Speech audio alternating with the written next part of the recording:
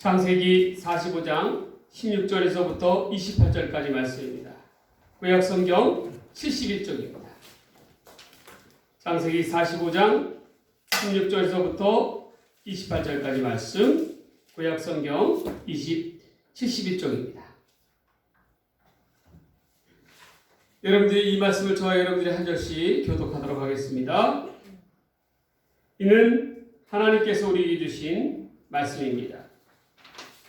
요셉의 형들이 왔다는 소문이 바로의 궁에 들림에 바로와 그의 신하들이 기뻐하고 바로는 요셉에게 이르되 내 형들에게 명령하기를 너희는 이렇게 하여 너희 양식을 싣고 와서 가나안 땅에 이르거든 너희 아버지와 너희 가족을 이끌고 내게로 오라. 내가 너희에게 애굽의 좋은 땅을 주리니 너희가 너희의 기름진 것을 먹으리라. 이제 명령을 받았으니 이렇게 하라. 너희는 애굽 땅에서 수레를 가져다가 너희 자녀와 아내를 데리고 너희 아버지를 모셔오라. 또 너희의 기구를 아끼지 말라. 온 애굽 땅의 좋은 것이 너희의 것임이니라. 이스라엘의 아들들이 그대로 할수에 요셉이 바로의 명령대로 그들에게 수레를 주고 그 양식을 주며 또 그들에게 다 각기 옷 한 벌씩을 주되 베냐민에게는 은 300과 옷 5벌을 주고 그가 또 이와 같이 그 아버지에게 보내 수납이 10필에 애굽의 아름다운 물품을 주고 암낙이 10필에는 아버지에게 길에서 늘 곡식과 떡과 양식을 주고 이에 형들을 돌려보내매 그들에게 이르되 당신들은 길에서 다투지 말라 하였더라. 그들이 애굽에서 올라와 가나안 땅으로 들어가서 아버지 야곱에게 이르되 알리어 이르되 야곱이 지금까지 살아있어 애굽 땅 총리가 되었더이다. 야곱이 그들의 말을 믿지 못하며 어리둥절하더니 그들이 또 요셉이 자기들에게 부탁한 모든 말로 그에게 말하매 그들의 아버지 야곱은 요셉이 자기를 세우려고 보낸 수레를 보고서야 기운이 솟아난지라. 이스라엘이 이르되 조카도다. 내 아들 요셉이 지금까지 살아있으니 내가 죽기 전에 가서 그를 보리라 하니라. 아멘. 할렐루야. 오늘 이 시간에는 창세기서 45장 16절에서 28절 말씀을 가지고 화해의 전달자라는 제목으로 하나님 말씀 전해드리고자 합니다. 우리가 요셉은 무엇보다도 화해와 용서의 사람이었습니다. 그러한 요셉에게 있어서 하나님께서는 우리에게도 동일하게 우리의 삶 가운데 묻고 계셔요. 과연 우리가 화해와 용서로 나아가고 있는 사람인가? 우리가 화해를 하나님의 그 화해를 전달할 수 있는 그러한 사람으로서 올바로 서기 위해서 과연 우리는 어떠한 삶을 살아가야 할 것인가? 첫 번째로 우리는 치유케 하는 자가 되어야 합니다. 치유케 하는 자. 우리가 살아가면서 특별히 사람과의 갈등과 관계 속에서 꼭 기억해야 할 것이 있습니다. 바로 우리 하나님은 치유하시는 하나님이시라는 거예요. 하나님께서는 우리로 하여금 서로의 아픈 상처를 치유하게 하시고 화해를 통하여 아픈 마음을 위로하여 주시기를 원하십니다. 오늘 본문을 보면 요셉이 드디어 누구 앞에 서게 됩니까? 형제들 앞에 서게 됩니다. 그리고 애굽 총리의 옷을 벗고 자기의 정체를 밝힙니다. 두려움으로 떨고 있는 형제들에게 요셉이 두 가지의 당부의 말을 합니다. 첫 번째는 뭐냐면 자신을 이리로 보내신 이는 하나님이시라. 하나님께서 자기를 보내셨다는 거예요. 그리고 보내신 까닭은 두 번째로 아버지께 하나님께서 모든 생명을 구원하게 하시기 위해서 우리를 세우셨다라는 말씀입니다. 그야말로 예전에 20년 전에 요셉이 형제들 앞에 꿈꾸었던 것들이 그대로 이루어지는 순간입니다. 그 순간은 바로 요셉이 형제들과의 화해였습니다. 화해의 순간이었습니다. 하나님께서는 이처럼 화해와 용서로 나아가는 요셉에게 더 큰 복을 주셨어요. 그 복은 바로 치유라는 그러한 은혜입니다. 애굽의 총리가 된 요셉이었지만 그의 마음의 한편 구석에는 늘 고민이 있었습니다. 말 못할 상처가 있었다라는 거예요. 바로 그것은 형제들을 용서할 수 있는 그 문제였습니다. 여러분 한번 생각해 보세요. 자기의 잘못이 없는 자기에게 구덩이에 넣어서 그것도 미디안 상인들에게 내다 판 그러한 형제들을 어떻게 용서할 수 있겠어요? 여러분들 같으면 용서할 수 있겠습니까? 그 분노의 쓴뿌리가 얼마나 요셉의 마음을 짓누르면서 살아왔겠습니까? 얼마나 요셉의 마음을 상처나게 했겠어요? 요셉은 형제들을 시험하지요. 자신들에게 악을 행했던 형제들에게 그대로 시험합니다. 형제들을 감옥에 가뒀죠. 마치 자기가 감옥에 갇혔듯이 이렇게 감옥에 가둡니다. 구덩이에 갇힌 요셉처럼 형제들이 감옥에 갇히게 됩니다. 그리고 또 어떻게 됩니까? 또 시험을 하죠. 어떠한 시험을 합니까? 동생 베냐민의 자루에 자신의 은잔을 넣어둠으로 말미암아 어떻게 됩니까? 동생 베냐민이 공경에 빠지는 그러한 애굽에 붙들리는 그러한 형세가 되게 됩니다. 그때에 도둑으로 몰리고 있는 베냐민을 위해서 누가 나섭니까? 바로 형 유다가 나섭니다. 근데 유다는 어떠한 형이었어요? 요셉에게 있어서 자기를 미디안 상인에게 내다 팔자라고 이야기한 사람이 바로 유다였습니다. 그러한 유다가 이제는 요셉 앞에서 이복 동생 베냐민을 위해서 자기가 스스로 종이 되겠다라고 자처하고 있습니다. 이 모습에 요셉의 마음이 무너집니다. 형들도 그 오랜 기간 동안 20년이 넘는 그 기간 동안 바뀌어 있었습니다. 형들의 마음속에는 이기적이었던 형들의 마음속에는 아버지를 생각하는 마음과 이복 동생 베냐민을 진심으로 위하는 그러한 마음이 있었다라는 거예요.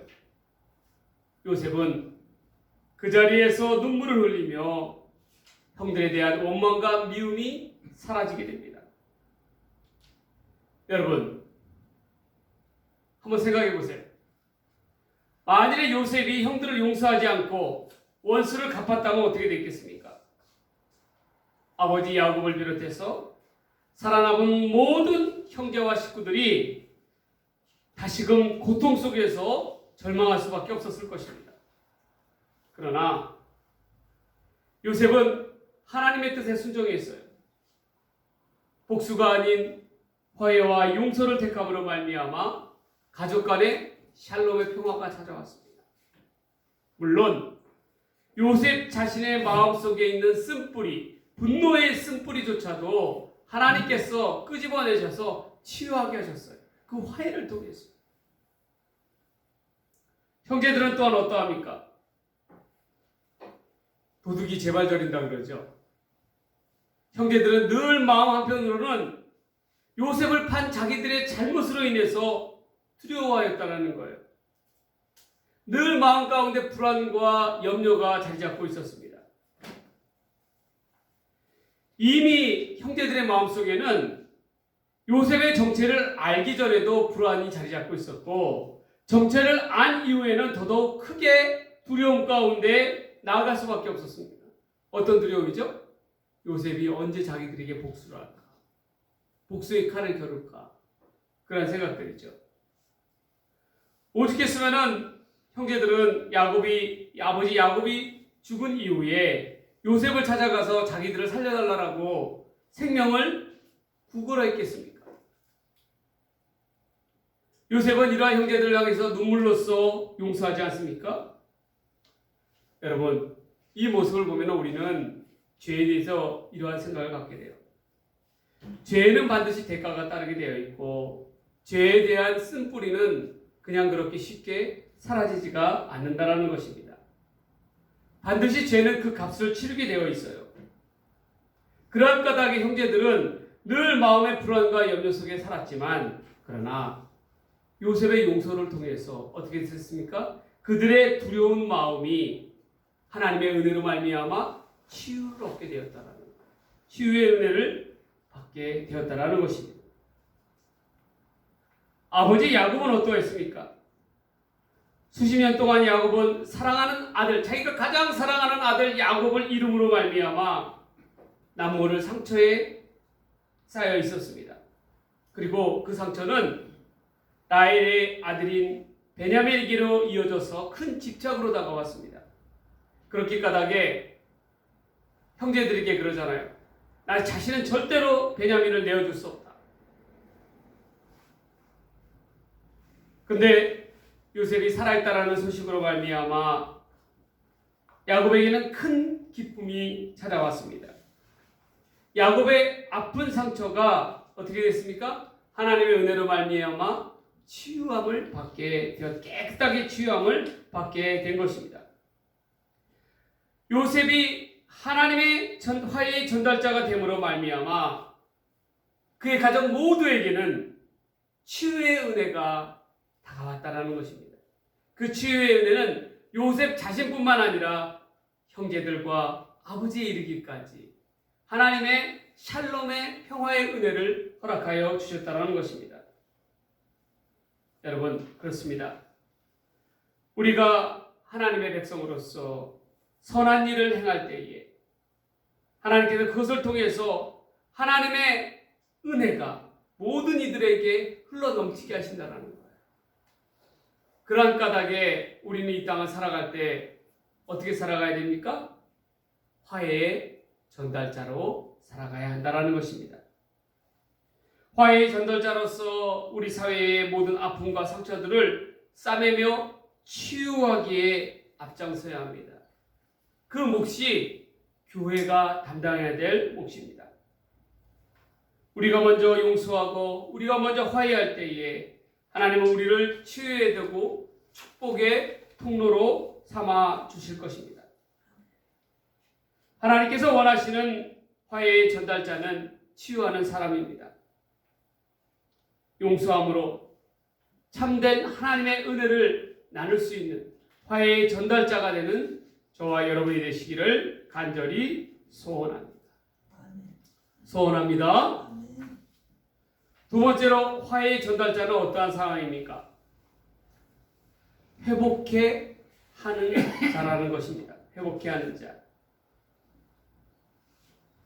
애굽에서 이 본문을 보면 애굽의 총리는 요셉이 형제들과 눈물로서 제외하였다라는 소식이 온 애굽 땅에 알려지게 되었습니다. 그러자 바로는 요셉에게 남은 가족들이 애굽에 와서 편안히 살 것을 허락하였습니다. 그뿐만 아니라 애굽 땅의 좋은 것, 온갖 좋은 것들을 누리게 하겠다라고 약속해 주셨어요. 왜 그랬습니까? 애굽의 모든 신하와 바로는 형제들을 용서하여 주는 야곱과 요셉을 어떻게 했습니까? 좋게 보았다라는 것입니다. 왜 그러냐면 예전에도 그랬듯이 지금까지도 요셉은 항상 진실하게 살아왔기 때문에 그렇습니다.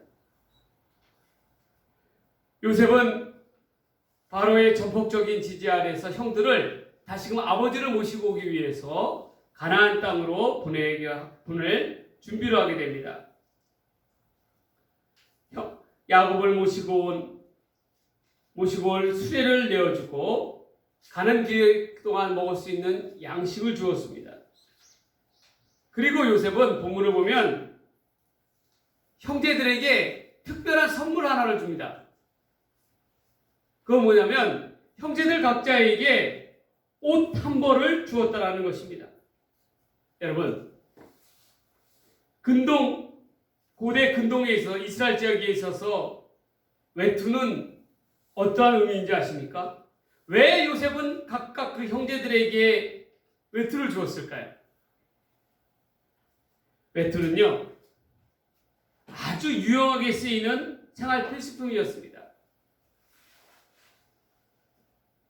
무더운 더위 위에 떼약 페달에서 햇빛을 막아주고, 밤에는 추위를 이길 수 있는 담요의 역할을 하는 것이 바로 외투였어요. 옷이었습니다. 그리고 때로는 이 외투는요, 화폐의 역할을 하였습니다. 오늘날로 따지면 신용카드의 역할을 했던 것이 바로 옷이에요.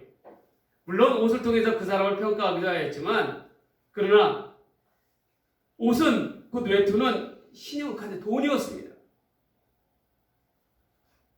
강도 만난 사마리아인이 그를 돕고자 하는, 그러한 이 강도 만난 자를 돕고자 하는 사마리아인이 이 사람을 치유해 주시오, 내가 그 치유한 대가를 보상해 주겠소 라고 하면서 여관 주인에게 맡긴 게 뭡니까? 바로 이 옷이었어요. 외투였어요. 외투. 그리고 돈을 치름으로 말미암아 그 외투를 다시금 찾아오게 되는 것이죠. 애굽에서 가나안까지 가는 길은 수일이 걸립니다. 이때 가장 필요한 것들이 뭐겠어요? 양식, 물, 또 뭐겠습니까? 바로 이 옷이 필요하다는 것. 그러나 우리 여기서 본문에서 요셉의 입장에서 다른 것도 아닌 이 옷, 외투를 형들에게 각자에게 선물한 것은 더 큰 뜻이 담겨져 있다는 것입니다. 이전에 20년 전에 요셉과 형제들 간의 관계가 틀어지게 된, 갈등이 생기게 된 이유가 뭡니까? 바로 요셉의 채색옷이었어요. 여러분 기억하시죠? 채색옷이었습니다. 이 채색옷이 갈등의 이유였어요. 이 채색옷으로 말미암아 형제들과의 관계가, 우애가 깨졌습니다. 그런데 이제 요셉은 형들을 용서하면서 다시금 형제 간의 우애가 회복되기를 원합니다.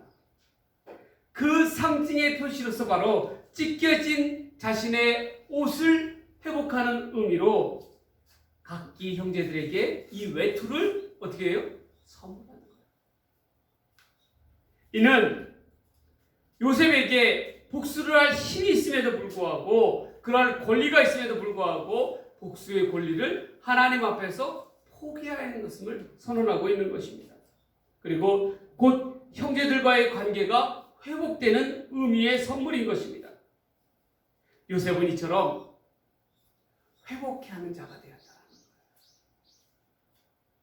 과거 형들은 요셉의 옷을 빼앗고 벗겼습니다. 그러나 이제 요셉은 그러한 형들에게 옷을 선물하고 있습니다. 시기와 살기가 넘쳐났던 그 옷이 어떻게 바뀌었어요? 화해와 용서와 사랑의 상징으로 변하게 되었다는 것입니다. 하나님은 요셉으로 하여금 그가 진심으로 형들을 용서하고 다시금 형제 관계가 회복되었다는 된 것을 이 옷을 통해서 나타내셨습니다. 그리고 요셉은 가나안 땅으로 내려가고 있는 형들에게 신신당부하죠. 뭘 신신당부합니까? 내려가는 기간 동안에 서로 다투지 말라는 것입니다. 뭘 형들이 다툴까요? 바로 요셉을 판 과거의 일들로 인해서 서로의 누가 잘했다, 누가 잘못됐다, 너 때문이다, 어쨌다 그러면서 책임을 떠넘기며 다툴 것을 염려하였다는 거예요. 요셉은 형제들 사이에 서로 원망과 시비가 없는 화평케 되기를 원했습니다. 화목의 전달자가 되기를 원했다라는 거예요. 자신을 통해서 형제들 간의 서로의 우애가 갈라지는 것이 아니라 회복되기를 원했다라는 것입니다. 요셉의 마음과도 같이 우리 하나님의 백성들은 어떻게 해야 합니까? 서로의 잘잘못에 대해서 원망이 없어야 된다는 거예요. 요셉처럼 서로의 상처를 갖다가 탓하는 것이 아니라 어떻게 돼요? 회복해야 하는 자가 되어야 한다는 거예요. 감싸면 쌈이 얻을 줄 아는 자가 되어야 한다는 거예요. 포용의 사람이 되어야 한다는 거예요. 그게 바로 하나님의 사람 요셉이었다라는 것입니다. 여러분, 우리는 이 요셉의 모습을 통해서 누구를 바라다 볼 수 있습니까? 그야말로 요셉을 통해서요, 장차 다가올 우리를 위하여 어린 양이 되어주신 예수 그리스도의 모습을 보게 됩니다. 예수 그리스도는 어땠습니까? 우리의 잘못을 탓하는 것이 아니라 어떻게 했어요? 우리가 하나님 앞에 회복되기, 하나님의 백성으로서 화해와 용서를 통하여 회복되기를 위해서 어떻게 됩니까? 저 십자가를 담당하시지 않으셨습니까? 바로 예수 그리스도의 표상이 요셉이라고 이야기할 수가 있는 거예요. 하나님은 요셉을 통해서 싸움으로 생채기를 남기기보다는 상처를 싸매며 회복시키는 사람이 되기를 원합니다. 근데 우리는 어리석게도 어떻게 해요? 서로에게 씻지 못할 상처를 주는 것으로 늘 후회를 하고 있지 않습니까? 솔직히 그러지 않습니까? 우리 가족들 간에도 어때요? 우리 가족들 간에도 어때요? 서로 상처 주는 경우가 얼마나 많이 있습니까? 여러분, 오늘 이 시간 다시금 우리가 진중하게 생각해 보기를 원합니다. 과연 우리는 주님의 몸으로서 하나 된 그러한 성도인가? 과연 내가 용서해야 할 대상은 누구인가? 다시금 회복시켜야 할 대상은 누구인가? 여러분, 왜 우리가 용서하지 못하는 것입니까? 그 까닭은 어디에 있습니까? 왜 요셉처럼 우리가 화해의 전달자가 되지 못하는 것입니까? 다른 게 아니에요. 우리 속에는 아직까지도 우리의 자아가 살아있기 때문입니다. 그리스도의 십자가 앞에 처 복종하는 게 아니라 그리스도의 뜻을 따르며 나아가는 것이 아니라 내 자아와 자존심이 살아있기 까닭에 어떻게 돼요? 용서하지 못하는 까닭이에요. 그리고 원망과 시비로 나아간다는 것이에요.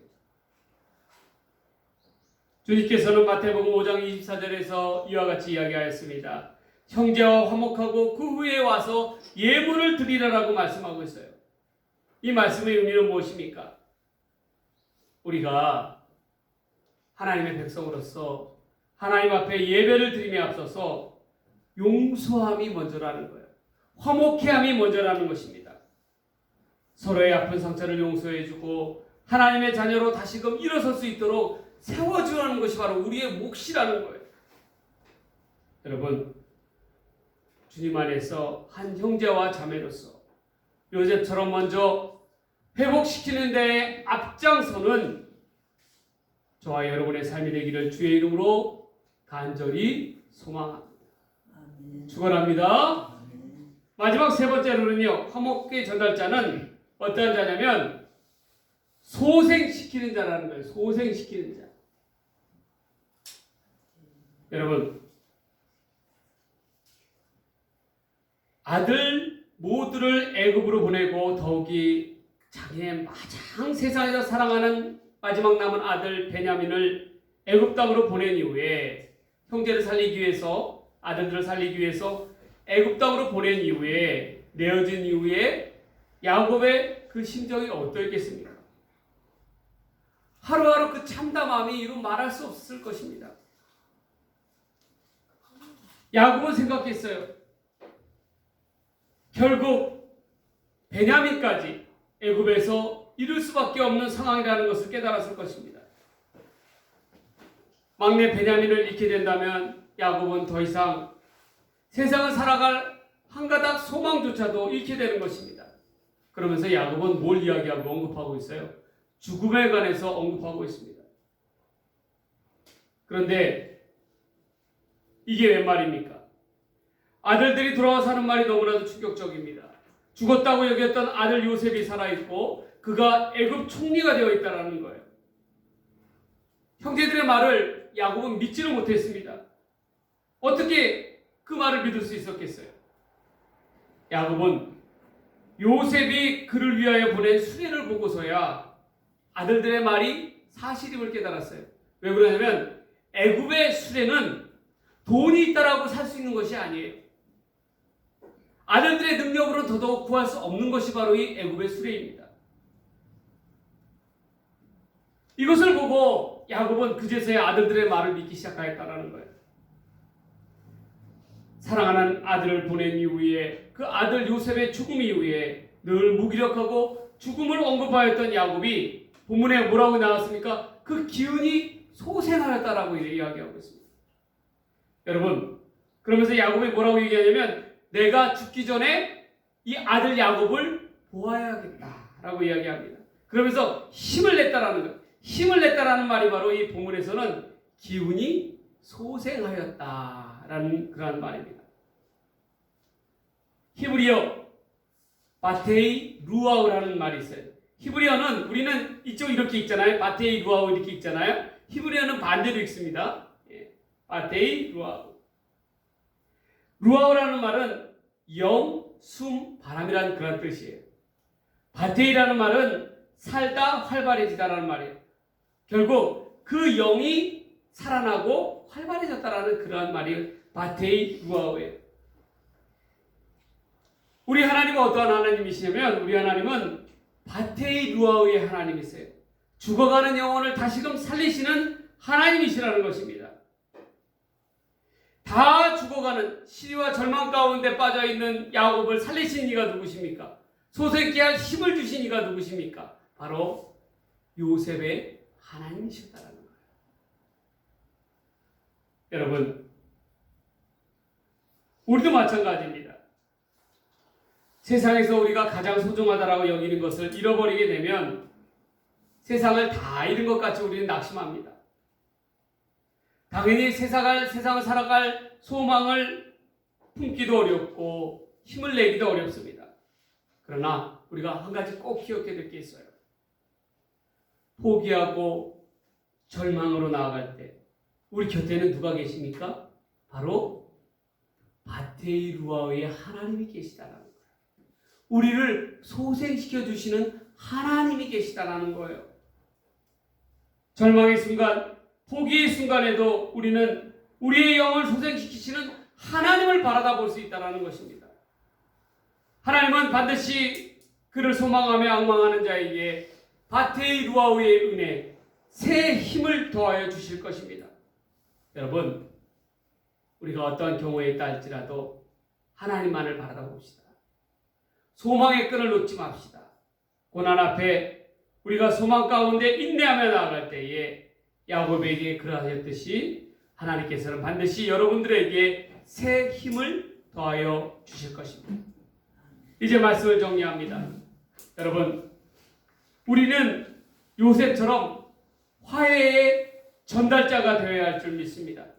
화해의 전달자는 어떠한 자였습니까? 여러분, 첫 번째로 치유케 하는 자. 서로의 모두의 상처를 치유하는 치유케 하는 자입니다. 두 번째로 회복케 하는 자입니다. 세 번째로 소생시키는 자입니다. 죽어가는 영혼을 살리는 그런 소생시키는 자가 되어야 합니다. 그럴 때 우리는 하나님의 거룩한 백성으로서 화해의 전달자가 될 줄 믿습니다. 우리 모두가 화해의 전달자로서 하나님께서 하나님의 백성답게 요셉처럼 이 땅을 살아가는 저와 여러분들이 되기를 주의 이름으로 간절히 소망합니다. 소망합니다. 아까 부르셨던 찬송 내 손을 주께 높이 듭니다. 우리 다 함께 찬양합니다.